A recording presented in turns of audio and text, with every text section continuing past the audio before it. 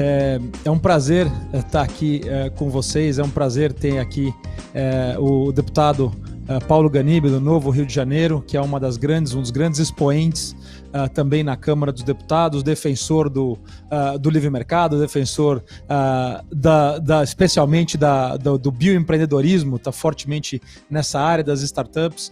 Então, assim, agradeço muito ele ter aceitado o nosso convite e estamos aqui mais uma vez falando sobre como vai ser o futuro, como vai ser o Brasil do futuro, como vai ser o futuro que a gente espera do nosso país. Então temos agora o marco legal das startups que está circulando na Câmara. O deputado Poit prometeu aí para o dia 1º o relatório, disse que a caneta não é dele, disse que a caneta é nossa, a caneta é da sociedade. Eu fico muito feliz de ouvir. A promessa agora é para o dia 1º. Sei que o senhor deputado está engajado muito fortemente nessa pauta de empreendedorismo, na pauta de liberdade econômica, na pauta de melhoria do ambiente de negócios. Se o senhor puder falar um pouco para a gente sobre essas pautas que o senhor defende na Câmara, a gente agradece bastante. Legal, Marco. Primeiro, agradecer aqui o convite. É um prazer estar aqui com vocês nesse evento, com tanta gente bacana. Prazer estar aqui com você, que eu conheci, né, pessoalmente, inclusive no momento em que você foi premiado aí como um dos maiores investidores. Foi muito legal esse momento. E estar aqui também com o Anderson, com o Ricardo, que são também pessoas que a gente tem como referência. Bom, primeiro falando sobre a pauta do empreendedorismo, da inovação, você já citou a questão da bioeconomia. A gente lançou no passado, na Câmara dos Deputados, a Frente Parlamentar da Bioeconomia, a primeira iniciativa no Parlamento brasileiro sobre esse tema. É um tema que o Brasil tem muita coisa a avançar, muita coisa a desenvolver, e pode ser líder nesse setor. É um setor que é novo no mundo todo, né? Novo não em questão temporal, porque isso a gente já, talvez se a gente falar de bioeconomia, desde a época da cerveja, desde a época do vinho, é bioeconomia. Mas quando a gente fala do potencial que isso tem hoje, com toda a inovação presente e possível, é um setor que ainda pode crescer muito, e o Brasil, com a maior biodiversidade do mundo, pode ser líder nesse setor. E o setor crescendo no mundo é bom para o Brasil, é bom para a gente conseguir aproveitar da nossa infraestrutura, tanto tecnológica, mas também da biodiversidade. Outras iniciativas, como você bem falou também, a questão do livre mercado é uma pauta minha, é uma pauta do Novo, é uma pauta que a gente abraça com muito afinco desde o ano passado, quando a gente tratou da questão do marco, da medida provisória, da lei da liberdade econômica, que foi algo que para nós foi muito importante. Claro que ainda não vimos o efeito disso na prática, no dia a dia, inclusive porque parte do que a lei prevê precisa ser também levado para o nível estadual e nível municipal. Inclusive a gente já tem isso, já foi aprovado, por exemplo, no Rio de Janeiro, uma iniciativa do deputado estadual Alexandre Freitas, também do Novo, a lei da liberdade econômica estadual. E agora a gente precisa levar isso para o nível municipal também. Então, são muitas iniciativas nesse sentido. O próprio marco legal da startup, eu era membro da comissão, né, sou membro da comissão, que está parada e deve ir direto para o plenário, que o Vinícius Poit é relator, né, então é um tema também muito caro para a gente. E tem uma iniciativa muito legal, e aí especial para o Rio de Janeiro, sobre esse tema. Eu vi que até o próprio Ricardo Amorim ele divulgou isso, uma iniciativa que a gente tem a honra de estar participando do grupo do MIT RIP, que quer transformar o Rio de Janeiro no que a gente está chamando aí do Vale do Silício, da energia e da sustentabilidade. Né? O MIT seleciona 8 regiões do mundo por ano para participar do programa do MIT RIP, e essa vez foi a primeira vez que o Brasil foi selecionado e que a gente vai participar a partir de janeiro agora de 2021. É um programa em 4 fases, que a gente começa com o diagnóstico, depois vai para uma fase de planejamento, depois de realização e, por último, uma fase de acompanhamento. E a gente espera que, com isso, o ecossistema de inovação, de startup, de empreendedorismo no Rio de Janeiro, focado muito nessa parte de energia, que tem um potencial muito grande, mas para startups, para aceleração de startups, aconteça no meu estado, no Rio de Janeiro, mas também é um grande ganho para o Brasil como um todo. Então a gente está muito animado com essa iniciativa, que tem tudo para ser um grande diferencial para o ecossistema de startups no Brasil e no Rio de Janeiro. Fantástico, fantástico, fantástico. Ricardo, excelente, estamos aqui nós dois debatendo. Por favor, Ricardo, me conte aí o que que você acha que nós temos de futuro? Quais as suas previsões nas tendências? Como é que isso se encaixa junto com esse planejamento legislativo? Essa novidade, que inclusive é a grande bandeira do deputado Ghanimi, que é a bioeconomia, que é alguma coisa que ainda não está amplamente divulgado, mas acho bastante relevante, especialmente porque tem tudo a ver com a melhoria do ambiente, a melhoria do posicionamento do Brasil. Quer colocar algumas palavras a respeito, Ricardo? Olha, Poli, eu sou o cara mais suspeito do mundo para responder sobre isso, porque eu acho o tema importante há muito tempo. Em 1993, para você ter uma ideia, eu participei de um concurso que a Scania, a IBM, o BCN, o Banco BCN, que já não está mais aí, a Gazeta Mercantil, que também não. Isso é outra coisa que eu quero falar muito sobre o Brasil. As quatro empresas estavam fazendo esse negócio, as duas internacionais continuam aí. As duas brasileiras não mais. Acho que fala da importância do trabalho que o deputado já mencionava a respeito das condições de negócio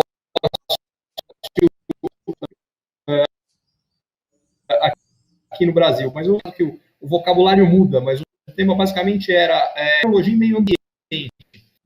A sorte de ter ganhado esse concurso, era um concurso internacional, e passei uns na Suécia. Os caras me levaram para ver o que estava sendo feito nisso na Suécia. Isso é três. É que eu vejo muitas discussões hoje, em quase 3 décadas, elas mudaram muito, os tecnológicos avanços foram muito maiores que os avanços da qualidade da discussão pública no Brasil, é no mundo.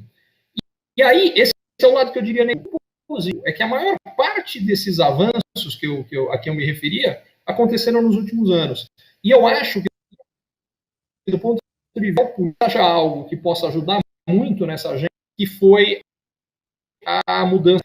É bom lembrar que uma das últimas, aliás,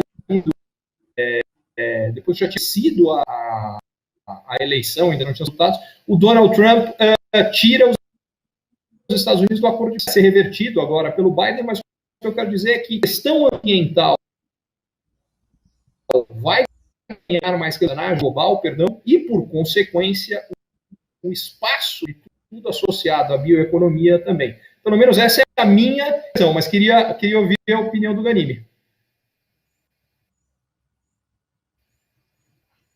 Ricardo, com certeza esse espaço é cada vez mais presente, a gente vê grandes investimentos sendo feitos. O Brasil tem uma dificuldade muito grande para investir nessa área, dificuldade que, na verdade, todos os setores têm, mas para essa área ela acentua o que é a dificuldade, porque com isso a gente não consegue atuar num setor que está começando.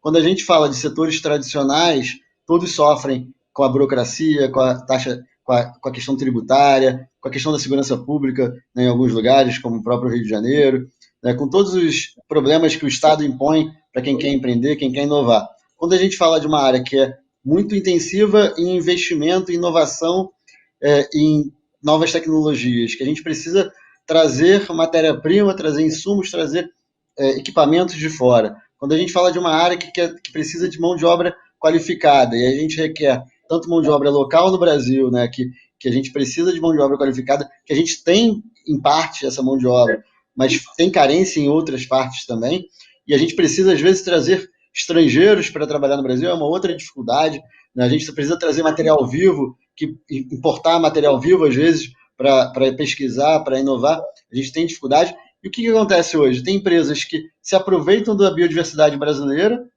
porém não deixam o maior valor agregado no Brasil.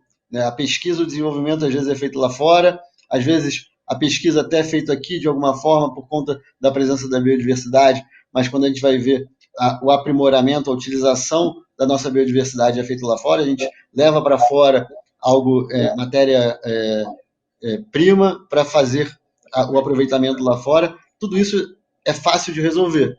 Depende de quê? Depende de vontade política, depende do parlamento, depende do executivo, em nível federal, em nível estadual, em nível municipal.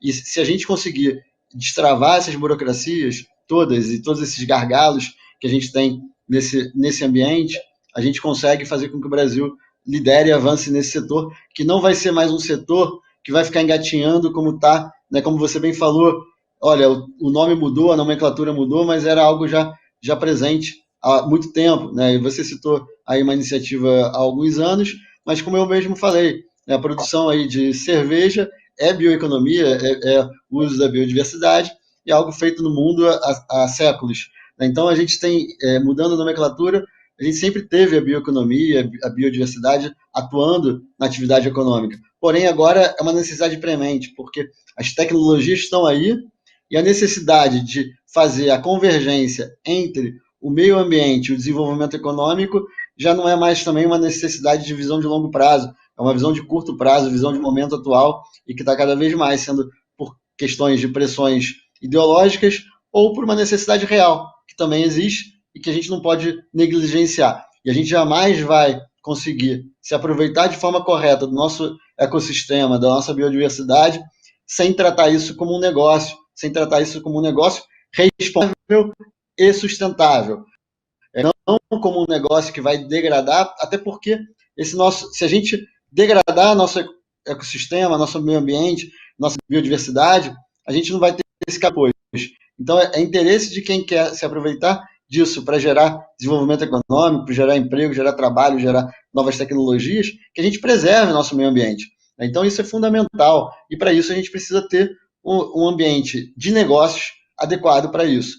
Né? E, como eu falei, é um ambiente de negócios que dificulta qualquer um que quer empreender no Brasil, qualquer um que quer inovar no Brasil, mas mais ainda para isso que requer muita pesquisa, requer ainda muito investimento e que os custos são muito altos, maiores do que outros, que se a gente tiver riscos elevados demais, esses investimentos que estão disponíveis e querendo investir no mundo todo, não vão investir no Brasil, vão investir em outro lugar. Isso é uma coisa que o Ricardo com certeza sabe melhor do que eu. Quando a gente fala de investimento hoje no Brasil e no mundo, os investimentos estão disponíveis e eles vão se aportar em algum lugar. Eles vão entrar em algum lugar e vão investir. Isso vale para esse tema, vale para saneamento básico, vale para infraestrutura, vale para tudo. Mas a gente precisa ser esse lugar. Se não for no Brasil, eles vão para outros lugares. Eles não vão ficar parados. E a gente tem uma oportunidade muito grande no Brasil, ainda mais com a queda drástica da taxa de juros, da taxa Selic. Então, também o investimento que está no Brasil está querendo investimento de risco, está querendo colocar em coisas que possam gerar mais rentabilidade, mais retorno, porque não é mais com o investimento sem risco que eles vão ter esse retorno. Então é importantíssimo que a gente aproveite esse momento para a gente gerar condições para que quem quer investir, invista e invista no Brasil. Paulo, você posso só pegar um gancho que você deixou de fazer uma pergunta? Então vai lá então, Anderson. Vamos ver se está conseguindo. Gente, eu peço desculpas, eu estou no terceiro backup de Wi-Fi aqui, para vocês terem uma ideia. Agora eu peguei até do vizinho aqui. Né? Espero que esteja um pouquinho melhor agora. Mas assim, a gente sempre fala, Paulo e Ricardo, o Poli também sabe disso, dentro da GoNew, de um espaço ao contraditório. Né? E eu queria apimentar um pouquinho o nosso debate. Essas questões, a gente falou do Twitter, tem aqui a visão do movimento de regulação, do marco legal de startups, mas a gente está vivendo um mundo meio polarizado aí, né? Um pouco a opinião de vocês sobre e os desafios diante desse mundo polarizado, né? Hiperconectado. Como é que hoje, deputado Paulo, se encara isso nas entranhas das discussões, por exemplo, dentro de um partido? Qual é a visão que o Ricardo tem desse mundo super polarizado? Não sei se vocês conseguiram me ouvir, mas se, por favor, eu gostaria de há pouco essa discussão aqui. Bom, acho que sou eu a começar. Olha, Anderson, eu acho que a solução não está nesse mundo polarizado. Acho que a solução está no mundo em que a gente tem diálogo, que a gente conversa, em que visões diferentes do mundo se falem e cheguem numa solução correta. É claro que eu tenho a minha visão de mundo, eu tenho a minha visão do que é o correto. É claro que há debates políticos, isso é natural. Se você olhar, muitas vezes no parlamento, a gente discute de forma acalorada com pessoas que têm uma visão bem diferente da nossa, mas eu acho que é importante que, no final das contas, não seja essa polarização que domine a conclusão, o resultado final do que é o melhor para o Brasil ou para o mundo.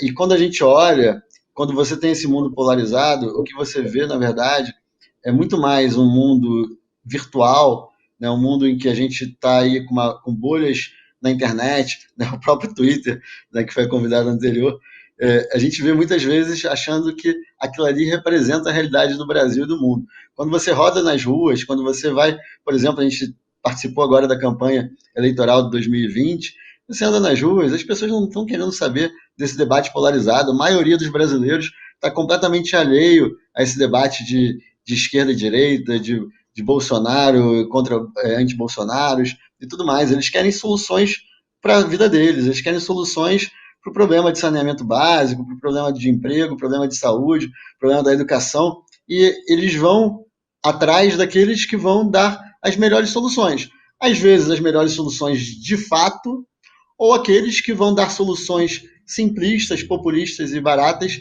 de curto prazo, mas é sempre buscando soluções para a vida, para os problemas deles, e não a polarização política que a gente vê numa bolha de internet. Então, eu acho que, na verdade, isso tende a diluir, tende a diminuir. Foi algo que se acentuou muito nos últimos anos no Brasil e nos Estados Unidos e em alguns lugares do mundo, mas eu acho que a tendência é a gente ir cada vez mais para pessoas que querem propor soluções, endereçar problemas, e não um debate ideológico que não leva a nada, né? E um debate ideológico, sim, com proposições, com visões de mundo, com soluções que divergem às vezes, mas que a gente tente chegar em algo que seja bom para todo mundo.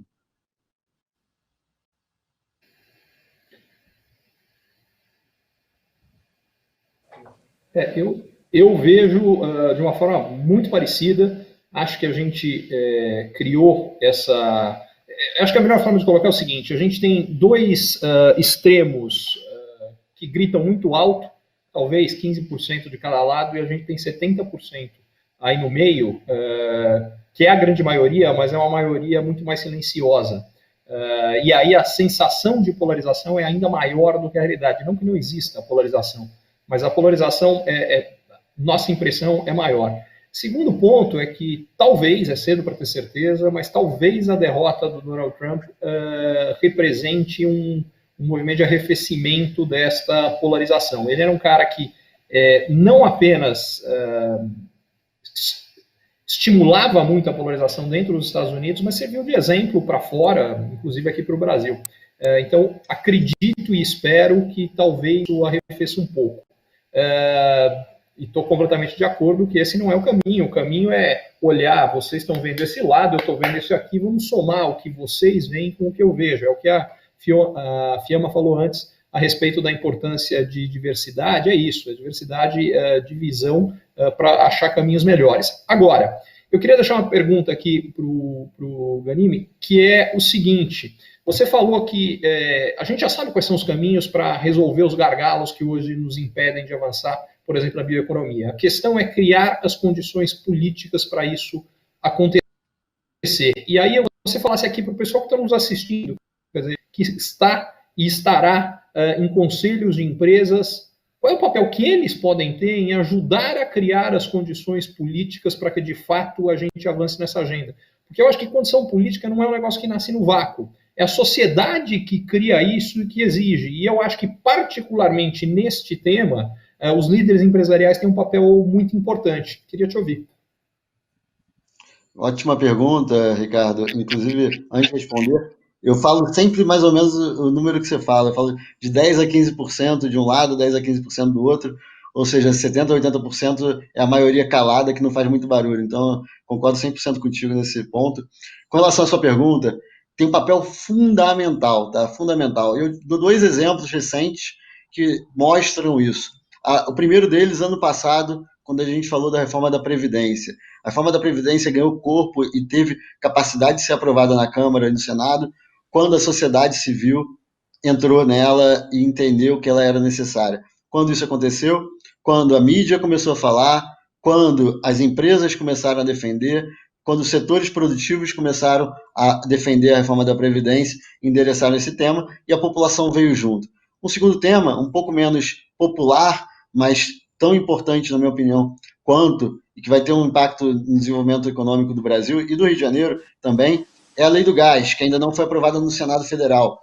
Mas eu tratei a lei do gás na comissão ano passado, a gente batalhou muito para que ela fosse aprovada na comissão, ficou desde 2013 parada na comissão, 2019 a gente aprovou, eu fiz um requerimento de urgência para que ela fosse para o plenário em setembro ou novembro do ano passado, não me recordo agora, e ficou durante meses e meses parada, esperando fosse votada no plenário da Câmara.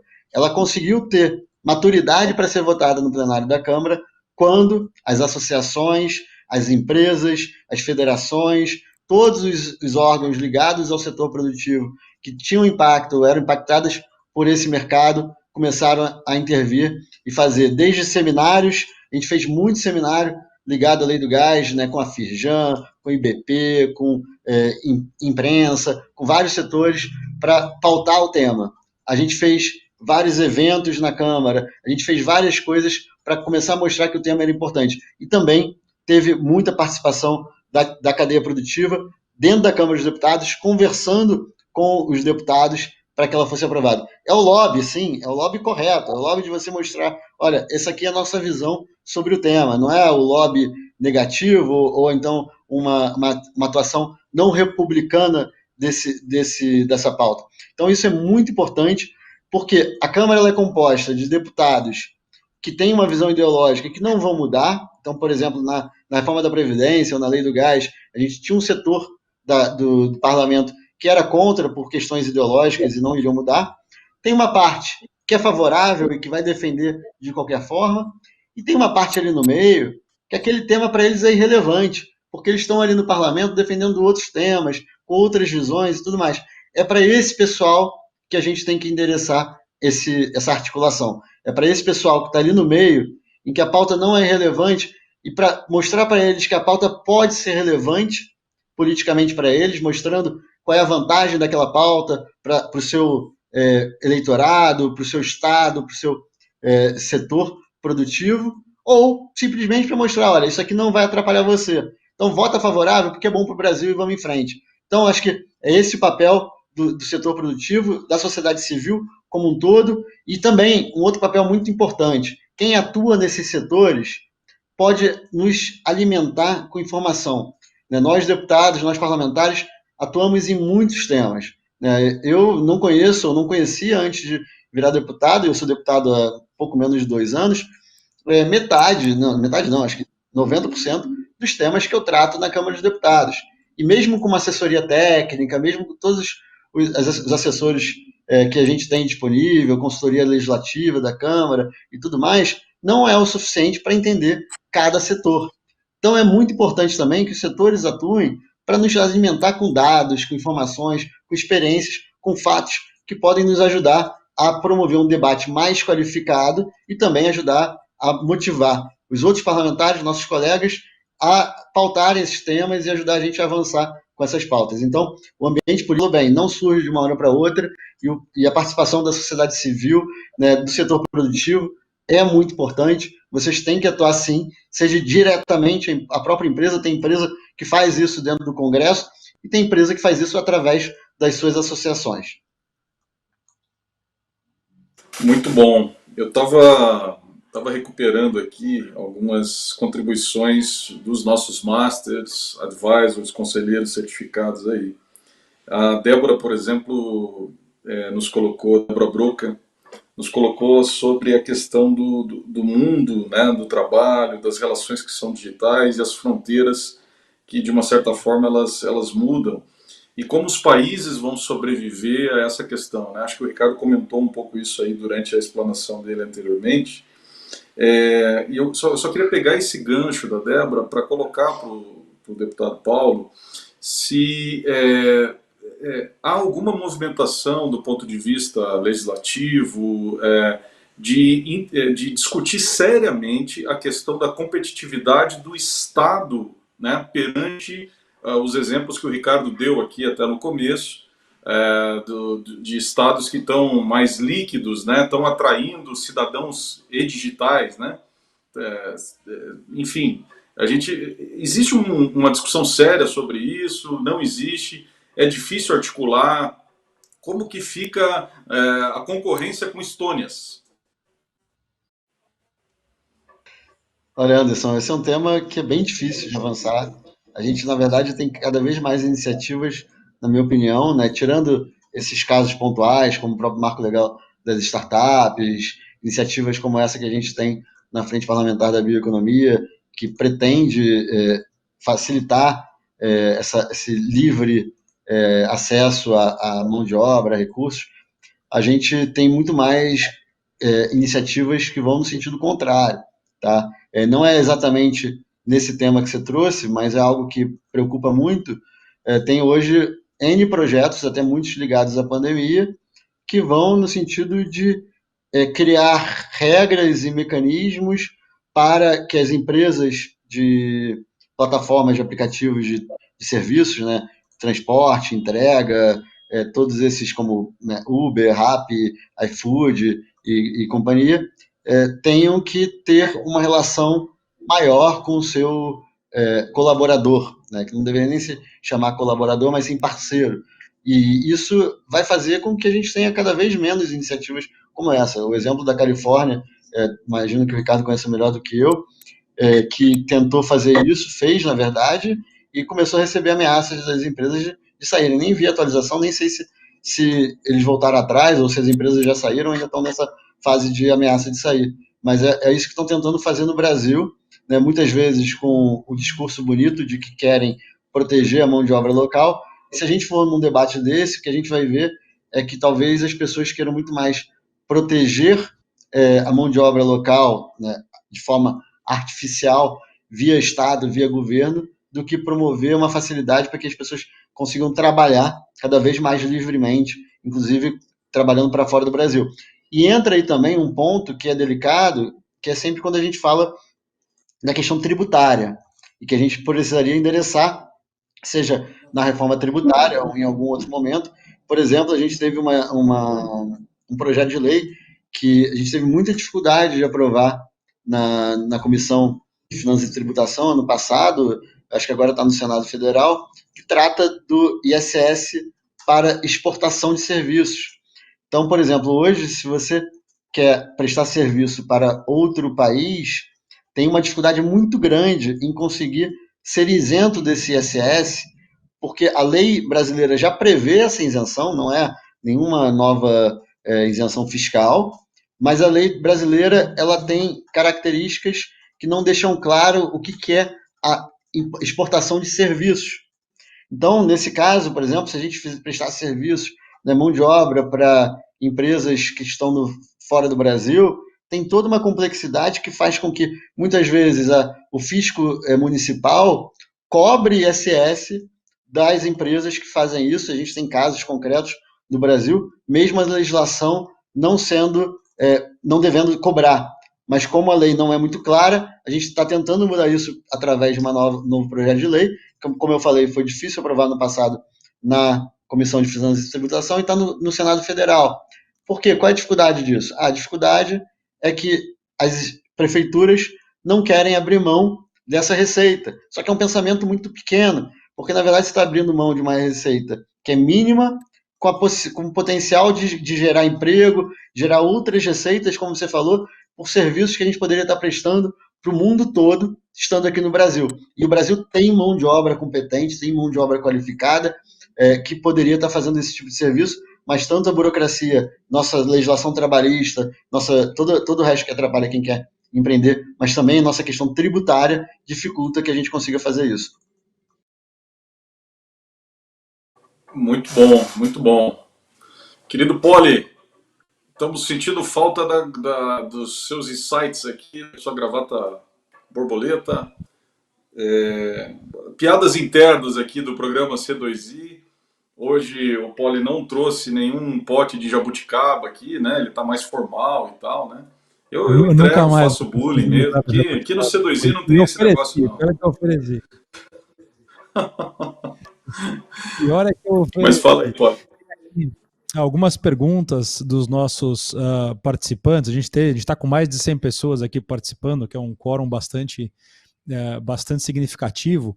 O Márcio Lutebar está perguntando aqui acho que para o Ricardo e para o deputado, que seriam dois grandes debatedores a respeito, o que vocês acham que vai ser aí os últimos 2 anos desse primeiro mandato no governo Bolsonaro, com essa discussão, com a pandemia, como é que vão ficar as reformas, vamos conseguir progredir com isso na pauta legislativa? O que vocês acham que vai ser o possível até o término desse mandato?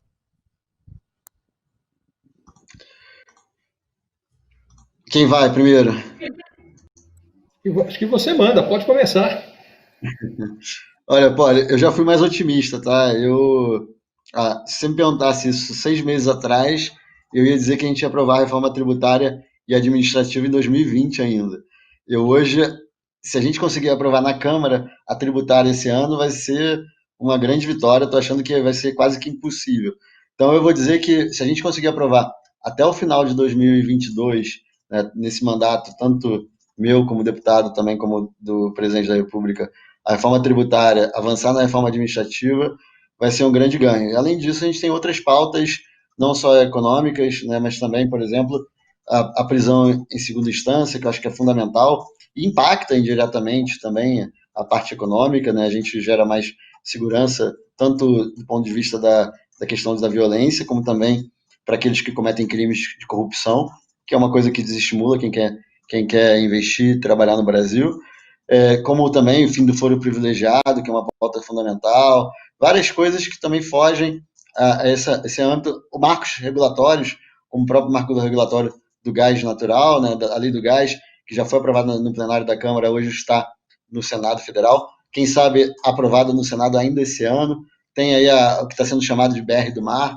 que pode ser aprovado esse ano ainda na Câmara dos Deputados, imagino que início do ano que vem no Senado Federal. Tem o marco legal das startups, né, que é óbvio, que eu acho que é um tema que todos nós aqui queremos que seja aprovado, também, inclusive, na Câmara, talvez esse ano ainda. Tem outros temas, a gente até está trabalhando muito, o Poit e eu também, né, o Poit que participou aqui, da questão da regularização fundiária urbana, né, outros temas que vão no sentido do trabalho social, né, a gente conseguir dar mais dignidade, moradia para as pessoas que vivem em favelas, em lugares carentes dos nossos municípios. Então, tem muita coisa bacana que a gente pode aprovar. Algumas pautas maiores, algumas pautas menores. Agora, sendo bem sincero, tem grande chance que esse ano agora, 2020, a gente não aprove mais nada na Câmara. Tem uma briga política aí entre Centrão, Rodrigo Maia, governo, oposição, por vários fatores, desde a presidência da Câmara, até mesmo poder dentro do parlamento, com a presidência da Comissão Mista do Orçamento, tem a briga aí pelo auxílio emergencial, que a oposição quer que volte a ser R$600, né? Então, tem muitos fatores que estão influenciando hoje uma polarização, uma briga política que não faz com que nada avance. Tem quase que mais de um mês que a gente praticamente não tem sessão da Câmara. Teve uma agora semana passada, mas que foi para aprovar uma medida provisória que era muito simples e quase que sem valor. Então, assim, a gente precisa avançar nesses temas. Eu espero que o parlamento tenha a responsabilidade de conseguir votar os temas que são importantes para o Brasil sem pensar em poder político. Isso vale também para a relação com o presidente Bolsonaro, né? A eleição é em 2022. A eleição não é em 2020, quer dizer, temos eleição municipal, mas a eleição presidencial não é em 2020, não é em 2021, e mesmo em 2022 a gente tem que aprovar pautas importantes para o Brasil. Briga política tem que ser no momento da campanha, tem que ser no momento eleitoral. Até lá a gente tem que votar e discutir as coisas que são importantes para o Brasil, sem ficar naquela de que vamos aprovar ou não, porque vai dar poder político para o presidente da República ou não. Concordo com tudo. Mesmo comentário a respeito dos 6 meses, também já estive mais otimista, mas acho que hoje ainda estou até um pouco mais preocupado com o deputado. Graças a Deus ele sabe mais do que eu, então eu quero torcer para que ele tenha razão. Mas por que eu estou mais preocupado? Por que 6 meses era mais otimista? O que mudou nisso aí? Fundamentalmente a mudança foi no desembarque do Moro, do governo, e de parte no parlamento, de uma base de apoio que o governo tinha, associada à agenda anticorrupção e que desembarcou da base de apoio formal do governo e a forma do governo recompor uma base que garantisse a governabilidade do governo Bolsonaro foi atraindo o Centrão.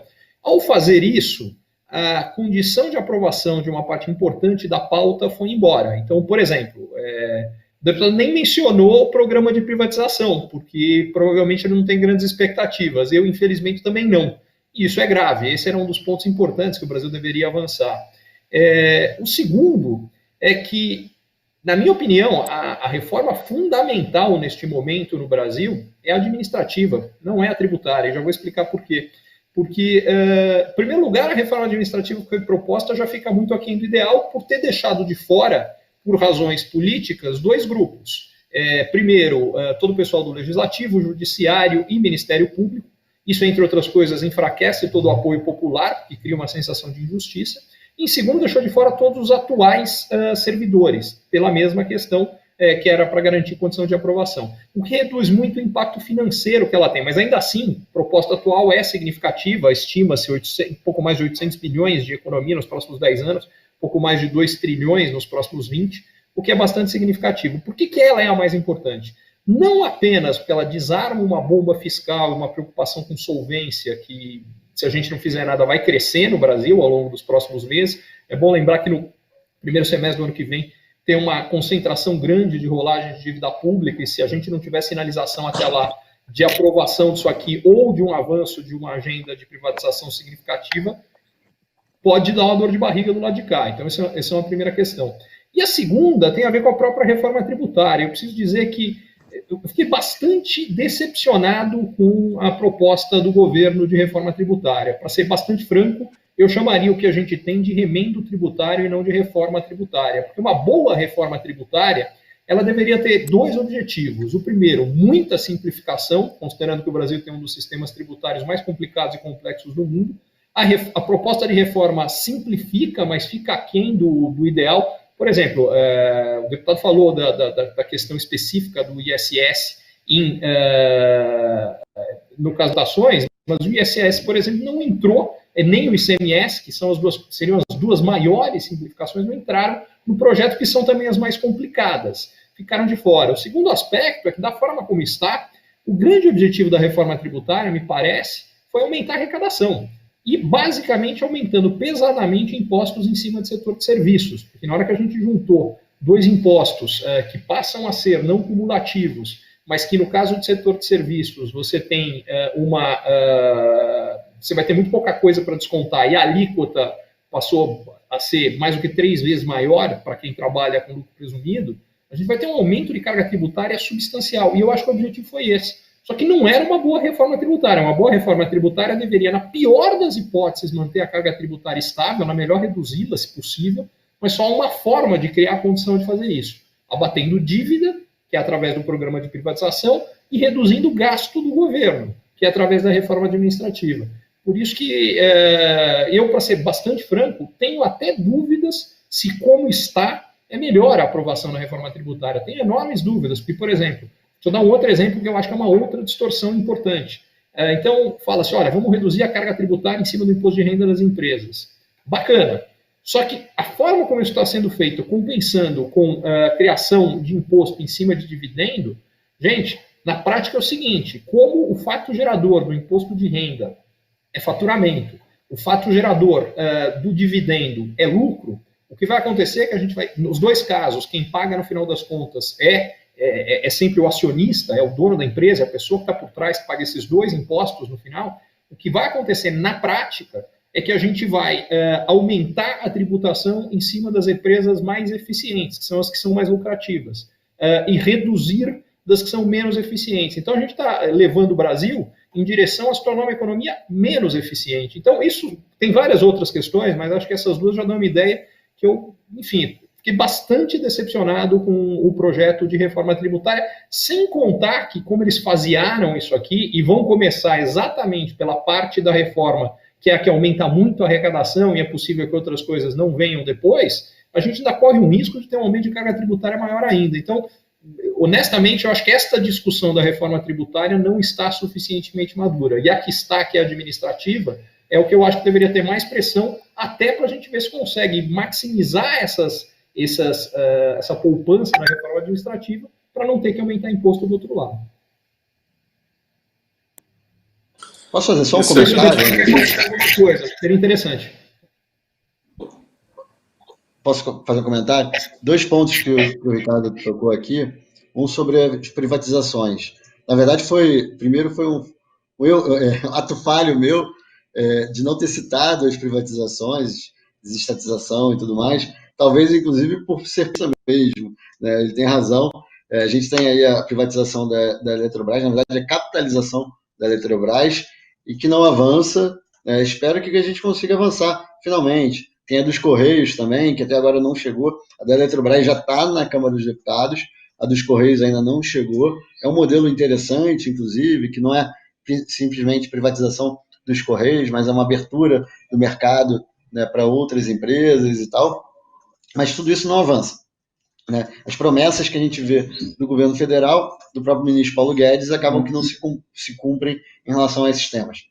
Então foi um ato falho, mas com uma razão de ser que talvez esteja tão distante na minha mente de que isso aconteça num curto prazo que eu tenha esquecido sem intenção, mas que minha mente por si só tenha tratado dela como deveria ser tratada.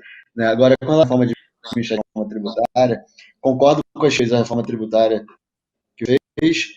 Acho que, inclusive, saiu uma matéria hoje na imprensa falando que ele vai incluir outros tributos que não estavam previstos na discussão da reforma tributária, talvez um pouco para agradar a oposição, agradar outros partidos, mas que para mim polui um pouco o debate.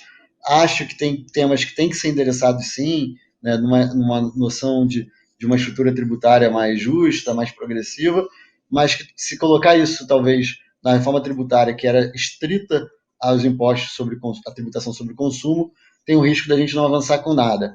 Né? Com relação à administrativa versus tributária, de forma lógica, seria administrativa primeiro, porque a gente tem que tratar do problema do tamanho do Estado para depois saber qual vai ser a carga tributária que a gente vai ter para aquele novo Estado. Né? Porém, do ponto de vista político, eu acho que tem mais chance de uma reforma tributária avançar, mesmo que não seja a ideal, mesmo que não seja a reforma tributária dos nossos sonhos, do que uma reforma administrativa, que tem muito mais discordância ideológica, vai ser um grande embate, talvez maior até do que foi a reforma da Previdência, e com isso acho que a gente tenha que aceitar avançar com a reforma tributária antes do que a reforma administrativa, não por lógica, que eu concordo plenamente com a lógica do Ricardo, mas por uma questão de pragmatismo político. Legal. Não tem um risco? Só uma pergunta muito rápida. Se a gente avançar antes na tributária com aumento de arrecadação significativo, que é a primeira parte que está sendo colocada em votação, que isso ao contrário aborte a administração e fala, não precisa mais, o governo já aumentou a arrecadação, está resolvido? Ricardo, eu espero que isso não aconteça, até porque hoje a gente tem um déficit, né? E eu acho que a tendência ou a intenção da reforma tributária, ou pelo menos a reforma tributária que eu aceitaria passar, é uma que não aumente a carga tributária, não aumente a arrecadação. Tá? Eu sou totalmente contra qualquer aumento de arrecadação. Meu objetivo é que a gente diminua a arrecadação no médio e longo prazo.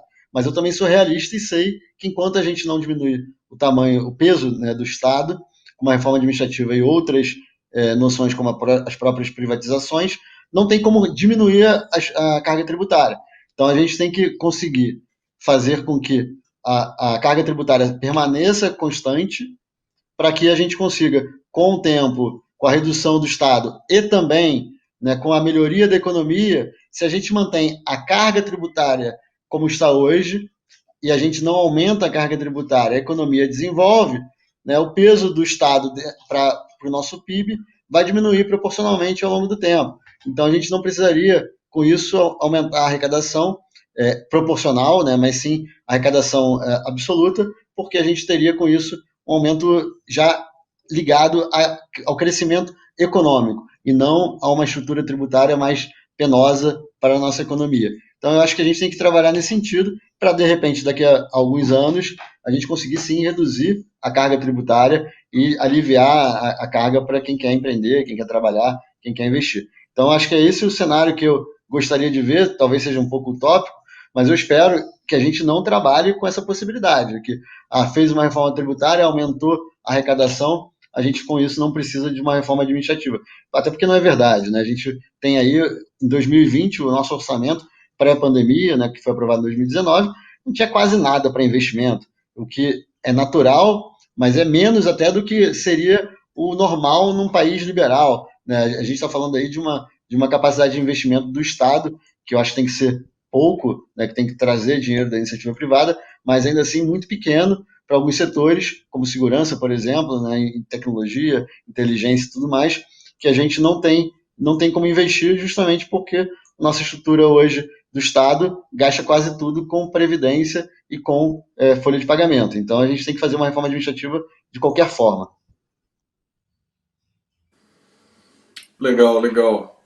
Eu queria agradecer aqui, e daqui a pouquinho eu passo a palavra final para o Ricardo, para o Paulo, para o Poli também, mas agradecer aqui ao pessoal que nos ajudou a fazer essa pauta, né? Eu fui tentando citar alguns aqui, mas até em função dos problemas técnicos, a gente pede desculpa. Estamos inovando aqui no modelo, né?